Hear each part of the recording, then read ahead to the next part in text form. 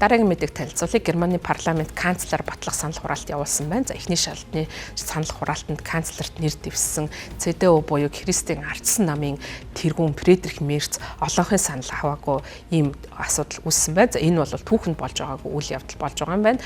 Учир нь гэвэл дэлхийн 2 дугаар дайнаас хойш одоо парламентаар батлагдаж канцлераар нэр дэвссэн бүх хүмүүс бол эхний санал хураалтаар батлагдаж ерөнхий сайд болдог ийм уламжлал тогтоод байсан бол энэ удаа анх удаа Фридрих Мерц энэхүү одоо эхний удаагийн санал хураалтаар ерөнхий сайд буюу канцлерийн албан тушаалыг хаших боломжгүй ийм байдал үүссэн байна. За нин даруй бол 2 дахь шатны санал хураалтыг явуулсан. Ингээд шаардлагатай саналыг авснаар энэхүү одоо 2 дахь удаагийн санал хураалтаар Фридрих Мерц Германы канцлераар ажиллах боломжтой болсон байна.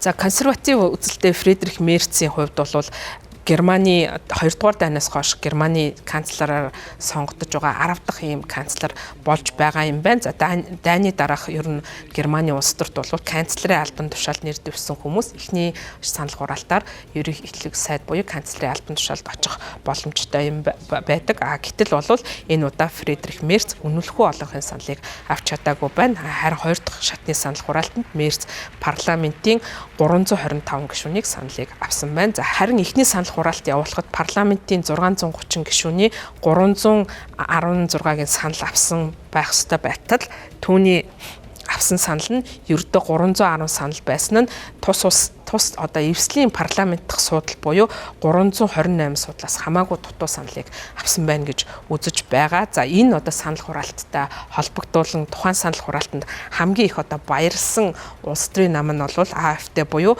Германы төлөөх альтернатив гэсэн нам байгаа. За энэ одоо намын хувьд бол өнгөрсөн сонгуульд 20% санал авсан хамгийн том сүр хүчний нам болж байгаа. За хит барууны үзэлтэй AfD нам энэ мегмар гарагт болсон санал хураалтад бол холбогдуулан дахин одоо санал бүх нийтийн сонгуул явуулах ёстой гэсэн уриалгыг гаргасан байна. За тус намын хамтран удирдагч Алис Вайдл сэтгүүлчдэд хандаж хэлэхдээ одоо канцлер болох гэж байгаа Мерц бол зайгаа тавьж бүх нийтийн сонгуул явуулах замыг засах ёстой.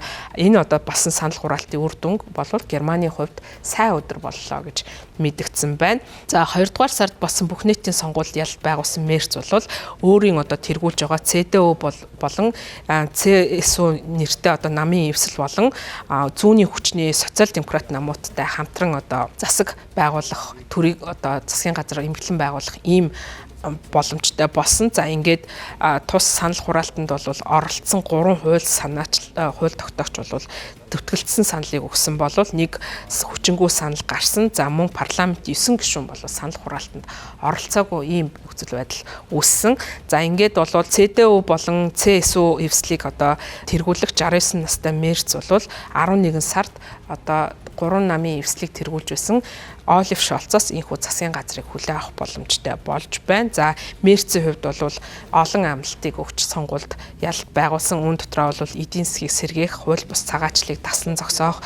За одоо улам бүр докторгүй болж байгаа дэлхийн ертөнцид Германы гүйцэтгэх үүргийг нэмэгдүүлэх, цаашдаа Европыг одоо тэргүүлэх байр сууринд очиулах ийм байр суурь баримтлана гэж мэдэгдэж байгаа. За мөн одоо энэ удаагийн Германы улс төрт ихэнх гадны нөлөө бол нөлөөлтөй байгаа. За ялангуяа Америкийн нэгдсэн улсын ерөнхийлөгч Дональд Трампын явуулж байгаа бодлого бол Германы гадаад бодлого улс төрт бол ихэнх нөлөө үзүүлэхээр байна. За түүний хувьд бол ерөнхийлөгч болсны дараа трансатлантын хамтын ажиллагааг бол ихэнх эргэлзээтэй байдалд бол оруулж байгаа. За ихэнх эрс өөрчлөлтийн бодлогыг хэрэгжүүлж байгаа. За дээр нь бол Украины дайныг зогсоохоор Оростой эвсэг шахуу ийм бодлого баримталж байгаа нь Европын одоо гүрнүүдэд бол ихэнх зочирдом ийм мэдээлэл болж байгаа учраас энэ одоо тодорхойгүй нөхцөл байдалд Герман улс хэрхэн тасан зогтсон бодлогыг хэрэгжүүлэх вэ гэдэг нь бол шинэ канцлерийн гадаад бодлогын томоохон зорилт болохоор байна. Шинэ канцлерийн хувьд бол дотоод бодлогын олон сорилттой нүүл тулгарч байна. За ялангуяа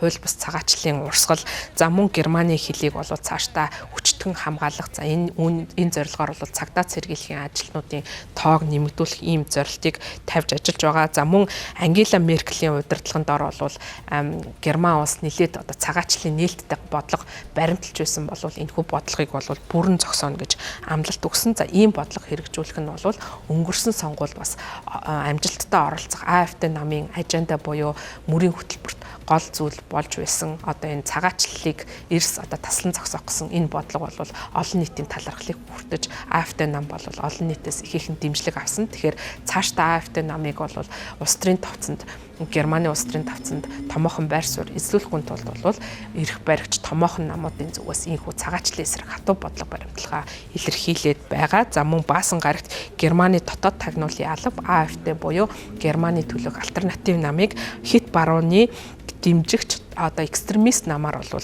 зарласан. За энэ одоо зарласан үйл явц нь бол цаашдаа тус намыг улс төрийн үйл ажиллагаа явуулахыг хориглох эсгүй гэсэн одоо ийм том мэтгэлзээ маргааныг Германы улс төрт өрнүүлж байгаа. За энэ асуудлаар бол ялангуяа цагаачлалын асуудлаар бол АФТ намыг гадны хүчнүүд дэмжиж байгаа. За тэр дундаа бол Трамп бол энэ асуудал дээр бол ихээхэн АФТ намыг дэмжиж байгаа учраас АФТ намыг хориглох юм шийдвэр гарч болцсохгүй ийм нөхцөл байдалд тэрээр бол ихээхэн ууртай байгаа юм байна. За мөн Америкийн төрийн нарийн бичгийн дарга Марко Рубио Германы тагнуулын байрлалыг дадлалсан дарангууллын байгууллага гэсэн ийм мэдээллийг өгч байгаа юм байна. За ямар ч тач бол Герман ийхүү одоо шинэ канцлертай болж байна. За түүнийг дагаад бол олон бодлогын шинжтэй өөрчлөлтүүд бол Германы улс төрт хэрэгжихээр байна.